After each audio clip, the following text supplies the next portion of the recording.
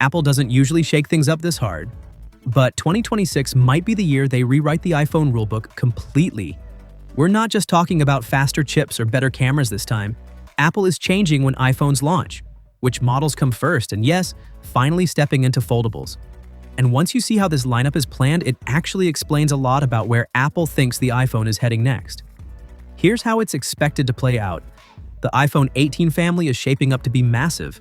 You've got the regular iPhone 18, a cheaper iPhone 18e, the iPhone 18 Pro, and Pro Max, an updated iPhone Air, and then the big wildcard, Apple's first ever foldable iPhone. That's more iPhones than Apple has ever launched in a single generation, and that's exactly why the launch strategy is changing. Instead of releasing everything together in September like always, Apple is reportedly splitting the lineup. The premium models, the iPhone 18 Pro, Pro Max, Air, and the new Fold, are expected to launch in September 2026. The more affordable iPhone 18 and 18e, those won't show up until spring 2027. In other words, if you want a new iPhone in the usual fall window, you'll need to pay flagship money. If you're waiting for a better deal, Apple wants you to wait a few more months. And the reason this split exists is pretty clear. The foldable isn't just a side experiment. Apple is treating it like a true high-end flagship, right alongside the Pro models. It's not replacing anything, it's adding a new tier on top. Design-wise, the iPhone 18 Pro models won't look wildly different from the current Pros at first glance. Same flat sides, same triple camera setup, same general layout. But there are subtle changes. The back glass is rumored to be more unified with the frame, ditching the two-tone look for something cleaner. There's also talk of the MagSafe area being slightly transparent, which is interesting and very Apple if they actually do it. Up front is where things get messy because nobody seems to fully agree. Apple is testing under-display Face ID, and depending on how far they've pushed that tech by 2026, the front of the phone could look very different. Best case scenario? All the Face ID hardware moves under the display, leaving just a tiny hole-punch camera and no dynamic island at all. More conservative leaks say only part of the system goes under the screen, which would mean a smaller dynamic island instead of removing it completely. There's even a rumor that the dynamic island could move to the top left corner, which would be a bold choice.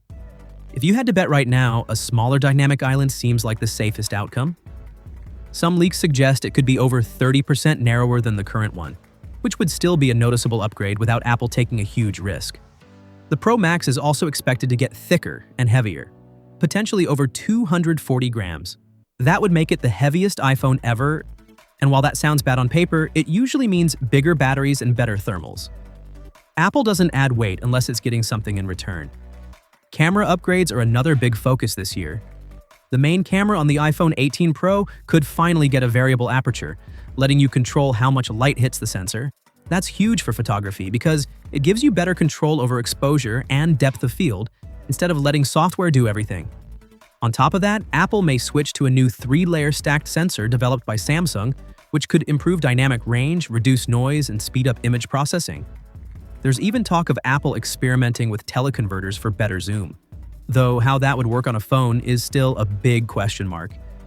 Under the hood, this is where things get really serious. The iPhone 18 Pro models and the foldable are expected to run Apple's A20 chip, built on TSMC's 2nm process. That jump alone could bring around 15% better performance and up to 30% better efficiency compared to the previous generation. But the bigger change is how the chip is packaged. Apple may integrate RAM directly onto the same wafer as the CPU and GPU, which could improve performance, boost Apple Intelligence tasks, save space inside the phone, and even help battery life. The downside? Cost. 2nm chips are expensive, way more expensive than current ones. Some reports suggest Apple might limit these chips to higher-end models only, which could explain why the standard iPhone 18 is launching later and possibly using a different version of the A20. Connectivity is also getting an upgrade with Apple's next-gen C2 modem. This one is expected to finally support mmWave 5G and close the performance gap with Qualcomm, which is a big deal for Apple's long-term independence. So when you put it all together, this isn't just another iPhone refresh. Apple is clearly separating the iPhone into two worlds: ultra-premium devices that launch first with cutting-edge tech, and more affordable models that come later once the dust settles. And the foldable? That's Apple planting its flag in the future, not experimenting on the sidelines. Now I'm curious, do you like this split launch strategy, or does it just make upgrading more complicated? And more importantly, would you actually consider a foldable iPhone if Apple nails it? Let me know what you think, and I'll catch you in the next one.